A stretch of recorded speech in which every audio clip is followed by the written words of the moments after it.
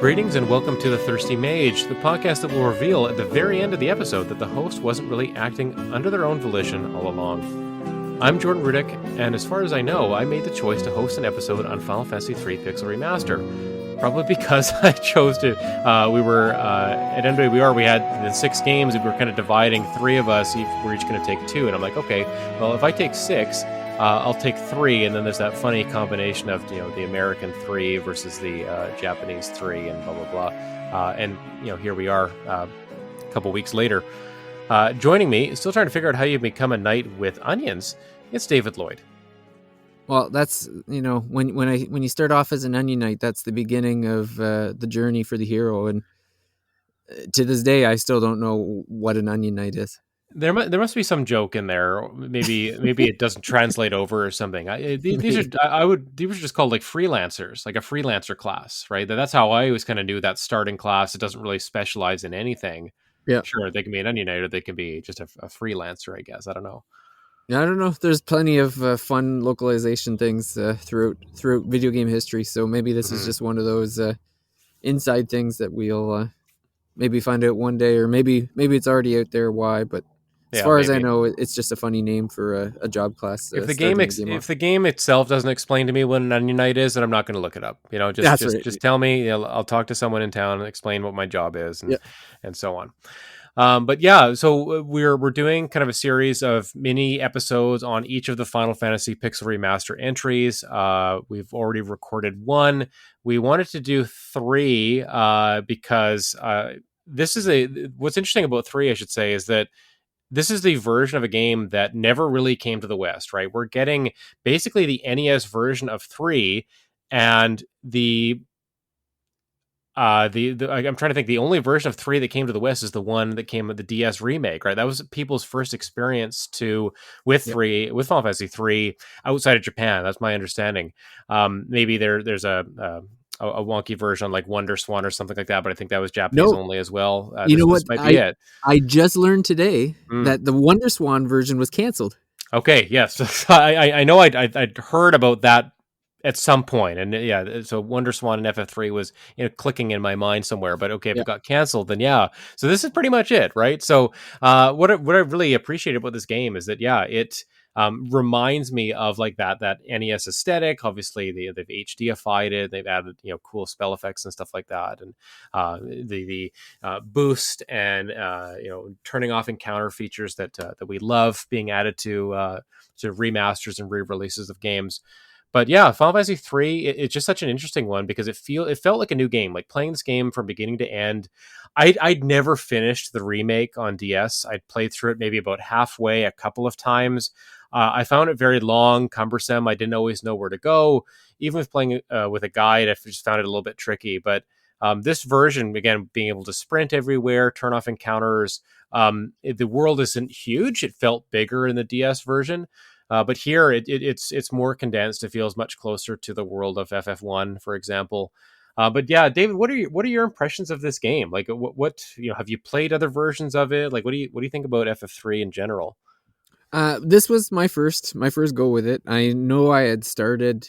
I think there was a localized version, like a localized ROM or something like that I had way back when. Probably right, yeah. And attempted to play that, and then was like, nope. I just noped right out of it pretty quickly. It just it wasn't for me at the time. I was probably younger, less patient, and I wasn't ready for that kind of experience. So this is my first true playthrough of it.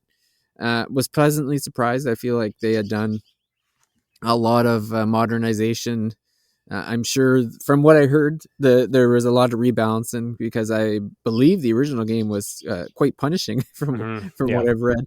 I didn't feel like there was some moments of challenge, I suppose, here and there. But for the most part, it was neat playing, just kind of going through this different kind of Final Fantasy because this one was more, I would say, less story driven and more gameplay driven, in the fact that the story is kind of non-existent to it, or I don't even know if non-existent, just not at the forefront. I guess like It this is felt really like there were just a bunch of mini stories kind of linking together. You know, you're solving yeah. someone's problem that takes you on the path towards a crystal. You kind of restore the crystal or whatever. You get some new job classes, then you go to the next place. You know, like it didn't feel like this big major, overarching narrative that you were kind of seeing from beginning through to the end.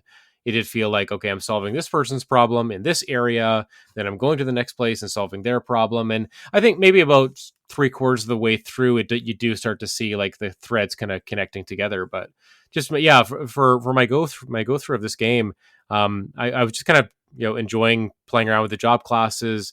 I think it does something that would obviously be improved on in later games, but kind of forcing you to experiment.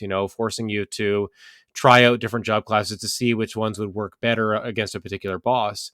So you were kind of rewarded for switching, not often, but switching enough so that you had some proficiency in different job classes, at least for one or two of your characters, right? So you do have 4 characters in this game. You do, and by the end of it, get access to over a dozen job classes. Classic things like the thief who can actually open locked doors if you have them at the front of your party. Um, you know, the mage types, geomancer, dragoon, Dark Knight. Like there are a lot, and they're interesting, and they'd be their characters or classes that would come up and end up becoming staples of Final Fantasy. Right? You'd see them Mm. even as early as FF4. You have Kain, a dragoon. You have Cecil, a Dark Knight, becomes a paladin. You have mage characters in Tella. There is a sage actually job class in FF3. Wizards The like Palamon Megas. Forum. Yeah, I mean, I guess that's right. Some of the job classes you get at the end are super powerful. You do get a ninja class who can throw these shuriken items. Maybe I think that's the only thing they can throw that I remember, but they just hit for massive damage. And so, what's cool is that the job classes you get later generally feel much stronger, and so you're not rewarded for staying with the same job class the whole time, but you're also not punished for I guess having a super strong class built up over time. Like you'll get to switch later and experiment to play around with some new ones. So I thought that was fun. I like that.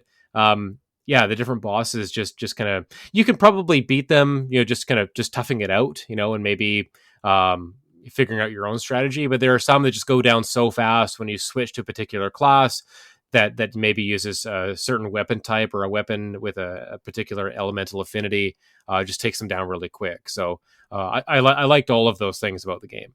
Mm-hmm.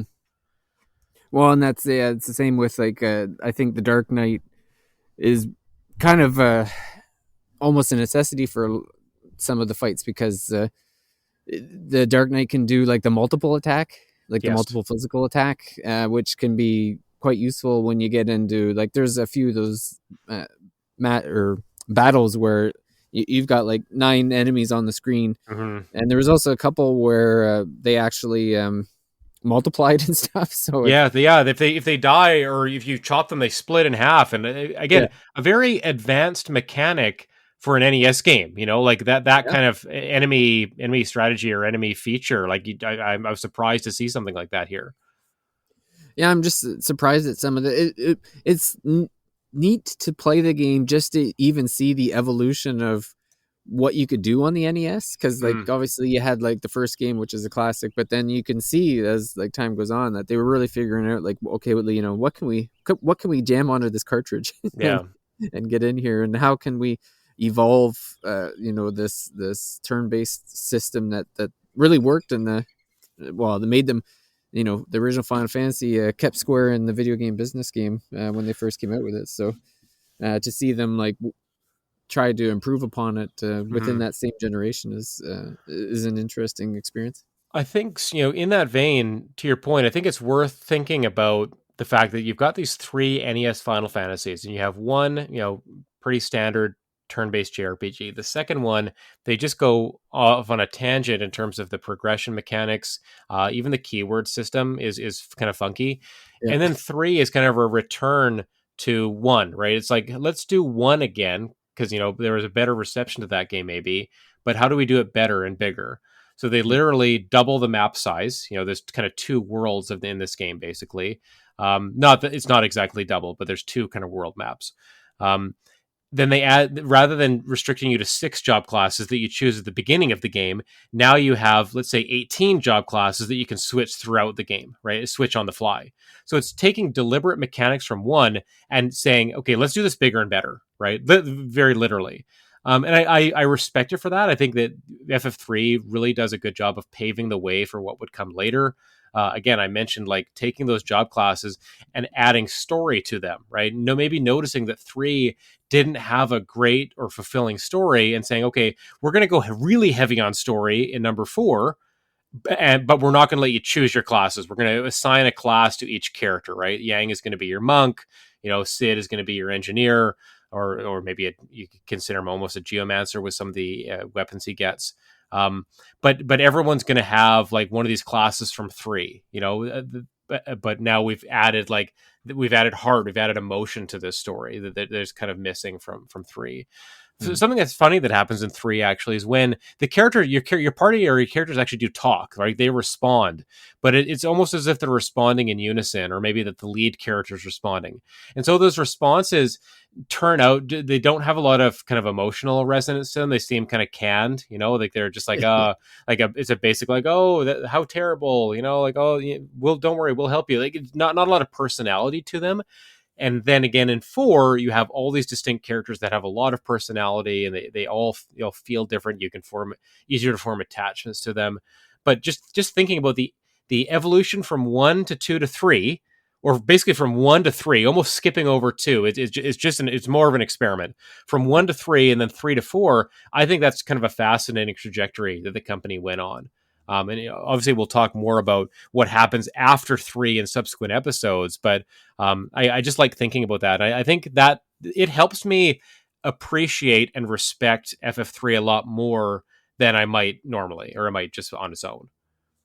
Yeah, for sure. Like it's like you said, as you get further in, you can see them focusing on those different aspects, and then adding, it's just building blocks. It's just fun For to see sure. those building blocks working up. It's funny with the canned, you mentioned like the kind of the lack of emotion, because Hmm. again, like I don't think we really need to get into the story, because like we had mentioned at the beginning, it's there's not a whole lot to it. It's mostly just like okay, we need to get to this place. How do we get there? Oh, we need Hmm. this item. Okay, well, now we need this to get to this place. And it's just kind of that. And then you kind of find out who the enemy or the villain is. I don't even remember. It's been a while since I played, but I don't recall even meeting the villain until very end, like near the end. Yeah, I think you hear their name, but I don't think you see them or are impacted by them until the end. I might be Yeah, I don't misremembering that a little bit, but I don't recall the boss even really revealing. It's not like they're like an antagonist throughout the game or anything. It's more no. just like this looming evil at the end, and like everything's working towards like, well, defeating this person for whatever reason. And Hmm. so it seems like the story might have taken a bit of a backseat with all the focus on the jobs, but Yeah, and I think that's fine. Like, I think the yeah. job class system, because of an introduction to it, I think it's pretty well done. There's obviously a lot more meat on the bone with subsequent games in the series, and other games that use job classes, right? Like, what's maybe disappointing in context, but disappointing about this job class system is that you really only get 1 or 2 abilities per class, and then your class can get stronger, but it doesn't unlock anything. Like, you just become more proficient with that class, whatever that means. Like, maybe you get to more spell charges. The spell charges make a return here. Maybe you do more hits with your sword or with your whatever weapon you're using. Right. The differences in your power, your skill, are very hard to detect in this game. Like, if you okay, I've reached level 20 as a Dark Knight, it might not feel very different from a level 1 Dark Knight. Like, maybe the numbers do go up, but the fact that you're not really learning any new abilities or anything does kind of mute it a little bit. You're buying spells in this game again, right? You're purchasing them, and then you actually have to use them as items, which is kind of funny. Like, Yeah. you get them as an item in your inventory, and you use it on a particular character, and then they have that spell. So it almost benefits you maybe to just have 2 characters as spellcasters and 2 non, or maybe you make everyone a spellcaster at some point. You give them all like basic curing spells or healing spells. Like, that could be a way to go too. Um, one funny thing this game does is it has a bunch of dungeons, at least more in the first half, where you actually have to change your form to access them. Like you have to use the mini Oh, spell the or the mini thing. frog spell, toad spell to actually get into the dungeon. But what also happens in there is that you're meant to stay in that form, I think. So, for example, in one of some of the mini dungeons where you actually have to walk through a miniature door to get in, you're supposed to stay in mini form. And in mini form, your physical attacks don't do any damage. They just do one per hit. But your magic spells are fine. You can still cast spells. So in those ones, you're almost being really pushed or forced to make sure you've got a couple of spellcasters that can actually do damage there. Um, Highly recommended, I guess. The game is highly yeah, recommending.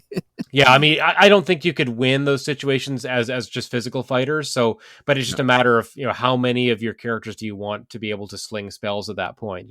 Probably two or three. But yeah, it does some neat things with the dungeons. I think the fact that you can turn off encounters is helpful for these dungeons as well because there's again more in the first half. It kind of gets away. The second half of the game is weird a little bit. The first half has dungeons that have secret passages and switches that you have to activate. I think it makes the early part of the game more fun. The fact that you can kind of just walk around more and discover a little bit more in these spaces. They're not overly complicated dungeons, but the fact that there is some extra kind of secret navigating you can do and some switches to activate like that made them a little bit more engaging for sure. It kind of the game goes away from that in the second half. I'm not sure why there aren't as many secret switches or passages to access, but um, the final Then you get dungeon it is done. the sorry, I was gonna say that the final dungeon in this game is brutal. Like I can't imagine doing this without any kind of boosts or turning off the encounters. It is a massive Oh, final dungeon. It's multiple that's multiple parts. It's that's what I brutal. had to do. Yeah, Because my yeah. Steam version didn't have those. And it's funny because to me, it's the random encounters are noticeably higher in 3 than they are in 1, like noticeably, and that's saying something for NES games to begin with because they already kind of had. Well, like I suppose in a modern context, it seems you know a lot more than typical games you'd play now anyway, where they're pretty much like all on the battlefield now. There are not too many games left to do random, but 3 definitely felt like there was a lot more. Like it felt like I'd take like 4 or 5 steps and then boom, and then 4 or 5 steps and then boom. hmm Yeah, and I guess that the reason I can only one of the reasons I can think of why an encounter rate would be high is because you expect the bosses to be pretty tough. Yeah, I again, I had the 4 times on experience, but slightly mitigating that is the fact that I had encounters turned off most of the time. I still found the bosses pretty easy. I don't think they threw a lot at you. The only time I got stuck was when it was obvious that you needed to be using a particular job class to really do well. There's one like flying or bird type enemy where you're supposed to switch to dragoons because dragoons have wind yeah, elemental on their spears. So when you jump, you do massive damage to these enemies, and then you're also protected by jumping as well. But it was just funny to have 4 dragoons, and they all jump at once, and they all come down and do thousands of damage. It's basically 1 or 2 rounds, and I've beat this boss. So it was satisfying to kind of figure out those puzzles. You talk to people in the town. I think you get the dragoon class around that time, but you talk to people and they're kind of mentioning, the dragoon class and how this enemy might be weak to it or fearful of it or something. So it does that. It's not like you don't know. You're not kind of going into these situations totally blind. You just have to either talk to people nearby or maybe do a little bit of experimenting or something. But yeah, it was fun when the puzzle pieces kind of fit together like that, and you've realized, oh, this job class is just going to wreck this boss, but otherwise, I'm probably going to have a hard time. yeah. Well, it's just like you said. I would agree that it's more puzzle based combat than Yeah. grind the grinding and the ground and pound sort of thing, where it's like, hmm oh, I didn't quite get it. I'll just go take 10 minutes to do some grinding and then I'll be leveled up enough to get through it. It's like, no, you kind of have to think like, okay, the boss does this, and then the boss does that. And what do I need to, what jobs do I need? Which is a clever design really, because I always enjoy that they incentivize you to experiment with the jobs, because like hmm I could easily just, fall back to old habits and be like, okay, well, I got my Dark Knight, which is going to be my warrior, and my Dragoon, and then a white mage and a black mage, and then just kind of go about my business. Like Yeah. it's so to have that incentive to play around with things is definitely worth it. And what's nice is because there's so many classes, like you do really want to. You don't want to stay like a warrior or a knight the whole time. You want to switch to another physical class, like a dark knight or a thief or something. You're even your mages. You don't want to stay there the same time. You might want to switch to a scholar. I think the scholar has like a peep or search ability that lets them find out what an enemy's weakness is. There's one boss that continually shifts weaknesses, so you want to use that class against the boss to figure out what its weakness is changing to, so you can hit it with a spell. Um, so you Definitely can some weaker classes though. Like there's oh I don't yeah, like I never bothered with the red mage. no, I never. don't think I really used the evoker. I think I started to, and then I'm like, like Is this is that kind the of strange. summoner? Yeah. I used it a lot actually. Oh, really? Well, Yeah, I because should have. I got Maybe I like should have stuck with Bahamut them. and Titan summons. You fight Bahamut like I think he's near the starting of the game. You go back there when you got your airship, and you fight Bahamut and you beat him. He becomes a summon. Uh, Again, well, I believe that then. the summon becomes an item, and you use it once and then it's gone. So you have to kind of choose who your evoker, your summoner is going to be, right? But Yeah. yeah, the Bahamut summon was doing a ton of damage. I think there are some other kind of optional ones like that. You can go fight Odin, I think, underneath one of the castles, and I guess he becomes a summon for you as well. So it does some of those things we would see in other games. Like Final Fantasy IV basically does the exact same thing of fight Bahamut, get Bahamut as a summon, fight Odin, get Odin as a summon. Those Yeah. things happened in 3 first. So some of the things that we like about future Final Fantasies, again, they had their start here. So you have to kind of respect this game for being an experiment that would pay off more down the line, right? Yeah. Yeah, but I found some of those optional bosses pretty tough. They were maybe some of the better challenges. I don't remember the final boss being super hard. I probably did a little bit of grinding, but it was more like again, I mentioned the ninja class earlier. I'm throwing these items at the final boss. It's just so much damage. Like that was a huge part of my strategy in taking the game, finishing off the game, rolling credits. Um, but yeah, I'm trying to think. What else? We were going to talk about the map. So there are two worlds to the map. There's almost like a mini continent and then a large continent. David, do you remember how that Yeah. worked? I'm trying to rack my brain a bit. Yeah, so there's when you start the game, there's like a world that you're kind of walking around and kind of starting out in or whatever, and then you get to the point where I guess if you haven't played the game and you really want to go in fresh, you might want to skip this part because it's a bit of a spoiler. Is that the party is or they find out that they're actually on a floating island.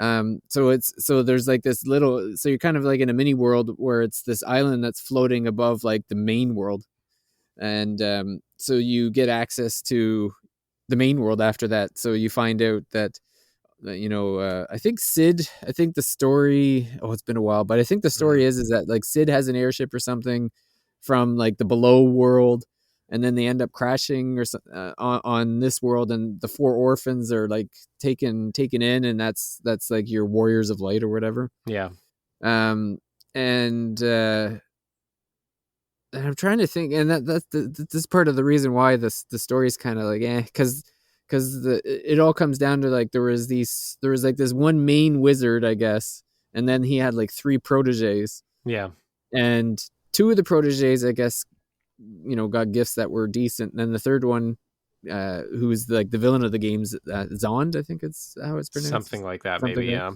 Yeah, kind of felt like he got the shaft. yeah, so yeah, so the game was basically like him trying to figure out how to get something better or something. Like I think he was gifted with like mortality and thought it was like, oh, well, screw this, like, well, I don't want to die.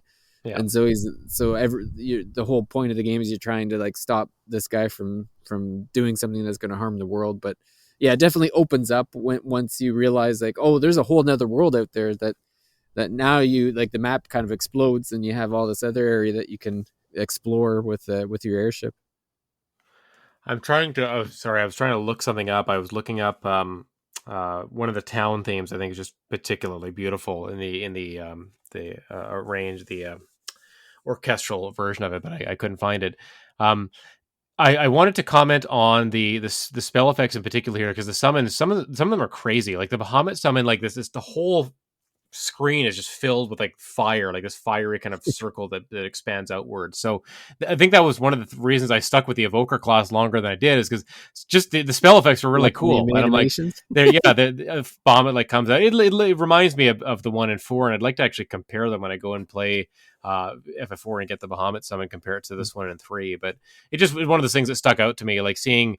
Imagine if you're playing an NES game, and I would love to even compare that version, the NES version of 3, to this Pixel Remaster to see how that kind of manifested. Like summon abilities and how they're portrayed on screen have become such a massive part of the series, right? Like ever since summons and eidolons, whatever became a thing, it was always like, okay, how are they going to do it bigger? How are they going to do it better? From like the 2 minute long like Knights of the Round and FF7, and now we've got FF16 where you basically turn into the summons and you're fighting as the summons in this new Yeah. game, right? So it's always just been such a huge part of the series. So Yeah. yeah, I was just kind of thinking about that as well. Not to jump ahead, because we will have a FF4 episode, but it's Yeah. funny that you say the animations, because there was one, I just recently finished FF4, and there was this one there in the final dungeon. There's these, I can't remember what they're called, but they're like these giant robot mech sort of things, Yeah. and they have he has like a kind of a Mega Man arm, and one of the moves they do is flamethrower, Mm. and a beam of fire comes from the arm, and it kind of goes up and down the party members. So it's Yeah. it's like you're watching the like the monster's not moving, but the animation makes it look like the monster is actually hitting you with like an actual flamethrower. Yeah. And Yeah. it's like, That's really cool. yeah, like those types of animations are terrific. Like I remember, I think it was a couple years ago we played Final Fantasy IV on PSP, I think so. and just remembering, it's like, okay, like that was kind of the first evolution of these different animations that have been added from the original that just kind of give it a little extra flair. But the Pixel Remasters just boost that like to 11 from even those beautiful, like that the FF4, the PSP version of FF4 was always like the most beautiful version to me. But now, like these Pixel Remasters kind of just blow them all out of the water. Yeah, I mean, they obviously focused on making these just very visually appealing. And you might not like the character sprites. I think that's a choice. I'm sure some people do like them. I'm fine with them.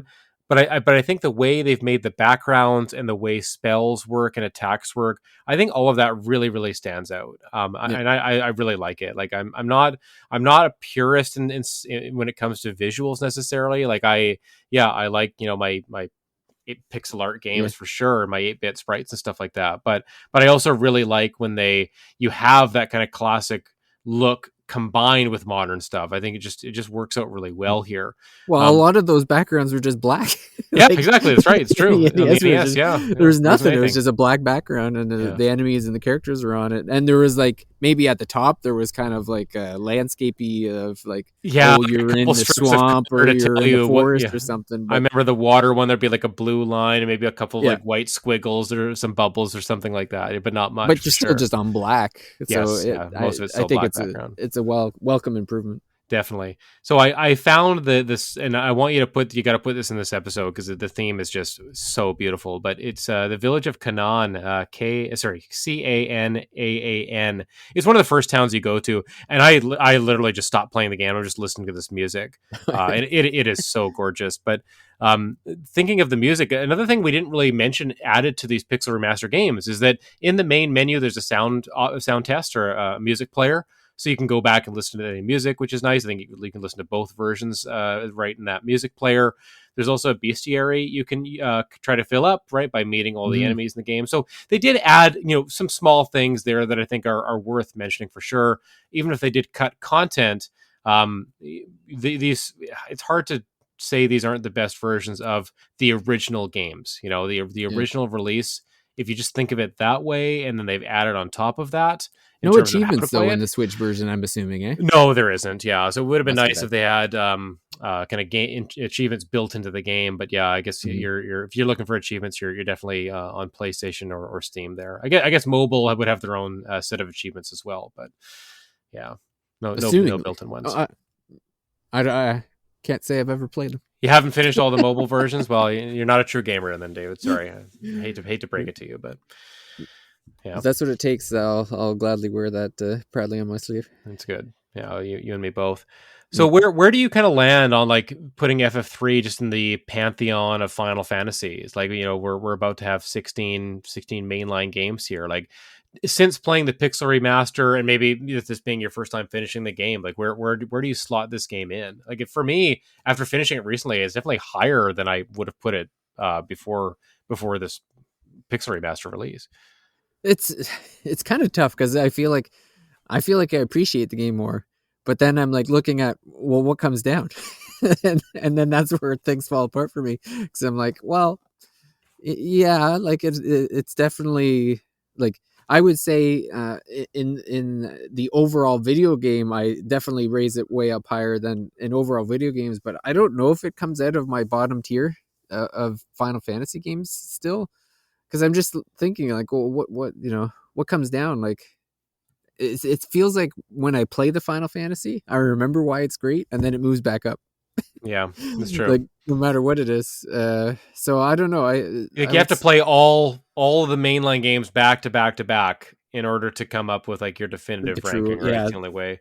That's really because I always fall into the recency bias where it's like, well, that was an amazing experience. Like, oh Mhm. yeah, it was better than that last one, and then I'll play that one like a year later. I'm like, what was I thinking? That one was amazing. Like, so When I it's when I rough. only had the experience of playing the DS remake, I think my opinion of the game was pretty low. I just don't think that's a very good way to go through the game. No. And again, yeah, it's 3D, but it's pretty muddy because it's DS visuals, right?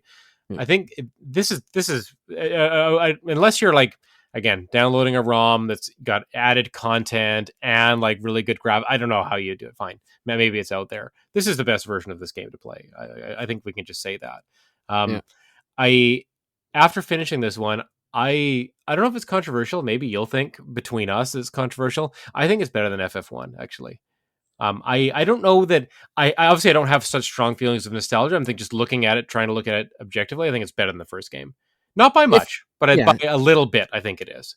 I wouldn't disagree with that. Like, Yeah. if someone just played like all the first three and said, "Well, the third one's my favorite," I'd be like, "Okay, like that's fine. Like, I Oh, get it." absolutely. Yeah. I Yeah. honestly, I even if someone played the first five, I think you could. I think there could be an argument made for this one being your favorite. Just in terms of like, it's a little bit more simple. It's a little bit more kind of maybe laid back. If you don't care so much about the story, you just want to do the job class. I Yeah. know I was gonna five say did it better, gameplay but wise, I think there's the argument's definitely there. yeah. If when you start to get into the story, I think FF4 is a tough to beat that. Yeah, yeah, for sure. But gameplay wise, like just having all of the the freedom of the job classes and all that, like then yeah, I would say three is probably the strongest of the initial ones. But And three definitely has the most airships. Like, I yes, don't, I haven't played a Final Fantasy game with more different airships, and FF4 has a lot of airships too, I was but I gonna think say this one yeah, has they more. got a few. I It's remember close. It's yeah. close. Well, they got two airships and a whale and a hovercraft. So That's right. That's right. This one has there's the basic one that crashes. There's one that lets you go through the mountains. One lets you go underwater. I was gonna say Uh there's a submarine in this one, and I yeah, don't yeah. recall any.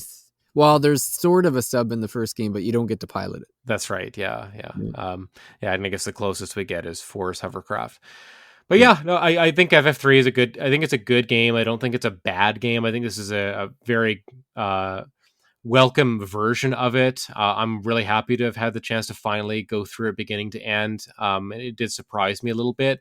I don't think it does more than you would expect, really. Like from an NES Final Fantasy game, I think Mhm. it's right there. But yeah, I just again I was mentioning on our FF1 episode, like kind of playing them side by side. I feel like I learned to really just respect what FF3 is doing and seeing that progression from the games from game to game. Um, it'll be interesting to compare it again with four and then five, especially thinking about the job class system side by side. But we'll do that in those episodes, obviously. Mhm. Yeah. I think that'll take us to the end of our discussion of FF3. So thanks everybody for joining us for another mini episode of the Pixel Remaster series.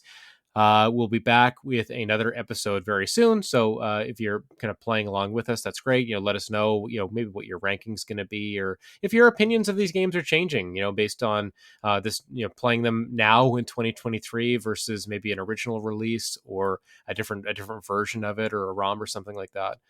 We'd love to hear from you. You can email David at thethirstymage.com. We've got a Discord. David, how can people find our Discord or get in there? I think the easiest way is to go to thethirstymage.com, and then there's a link to the Discord up in the top right-hand corner. Perfect. We're also on Spotify. Our Spotify audience seems to have been growing. So if you're listening to us on Spotify, thank you. We'd love if you left us a rating, or I think you can leave questions on there as well. That would be great. Yep. I'd love to interact more with our Spotify fans. But yeah, that'll do us for this week, and we'll be back soon with another Pixel Remaster entry. Bye for now. Yep.